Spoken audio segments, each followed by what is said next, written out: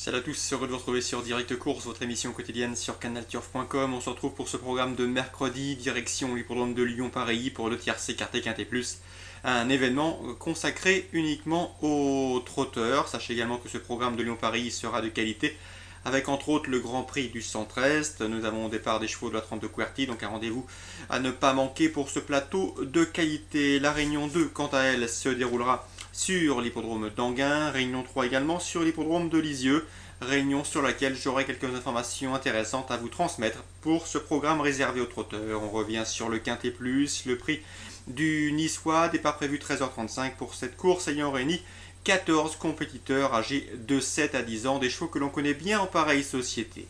Dans ce quintet, je vous invite vivement à retenir en excellent rang le numéro 10 Overhawk. Ce pensionnaire de Gilles Vidal ne cesse d'accumuler les bons résultats depuis plusieurs mois maintenant. D'ailleurs, si l'on se penche sur ses derniers résultats et plus précisément sur ses 10 dernières courses, eh bien sachez qu'il a enregistré 8 victoires, une place de deuxième et en dernier lieu à Vincennes le 23 avril, il se classait quatrième.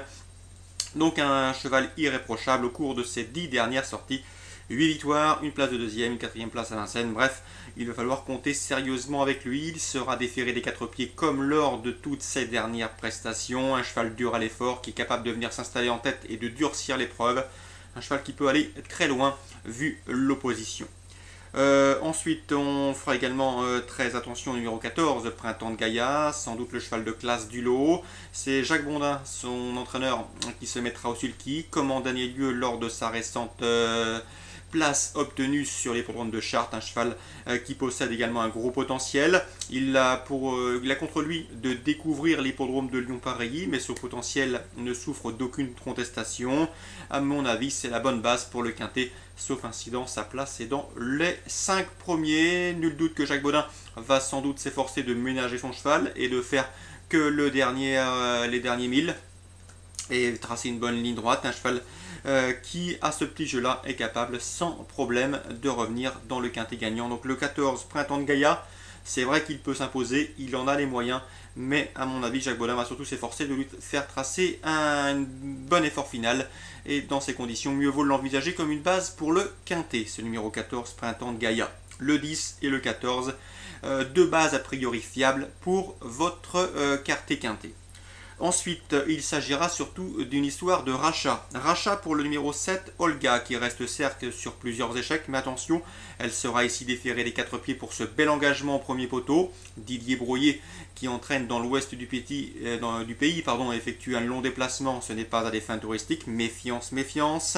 Le numéro 8, Gléno Dailly, cet élève de Fabrice Sullois, drivé Jean-Michel Bazir, est un petit peu fâché avec Vincennes, puisque si on regarde ses 5 dernières courses sur le plateau de Gravel, on compte autant de disqualifications, 5 disqualifications au cours de ces 5 dernières sorties à Vincennes. Ce petit tour en province et ce petit détour en province sur l'hippodrome de Lyon devrait pouvoir lui permettre de renouer avec ses bonnes performances, car ses tentatives en Italie sont vraiment dignes d'intérêt. Il retrouve un tracé piste plate à son entière convenance. Un rachat de sa part est attendu.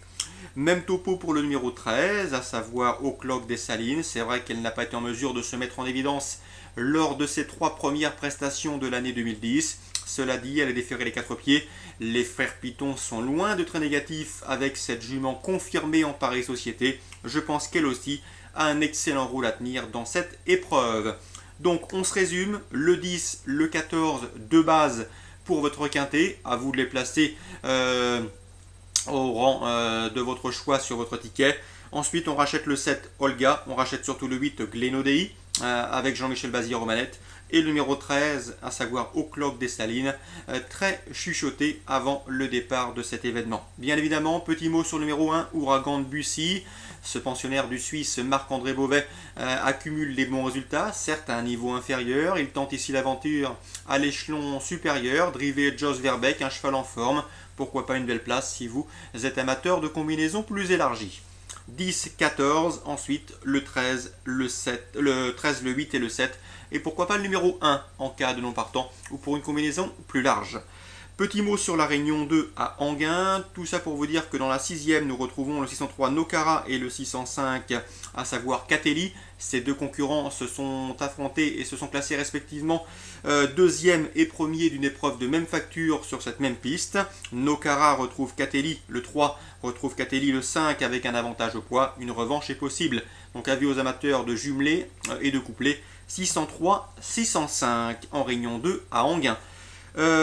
Pour revenir rapidement sur l'hippodrome de Lyon-Pareilly, Réunion 1, excusez-moi, je sais que Franck Jamard a toujours estimé le 404 Rêve de Lune, un cheval de qualité, un cheval qu'il a toujours tenu en estime. D'ailleurs, il nous l'avait confié à plusieurs reprises dans la rubrique des interviews. Ce cheval fait face ici à un engagement intéressant face à ses aînés. L'opposition semble dans ses cordes à mon avis. Sa place est sur le podium.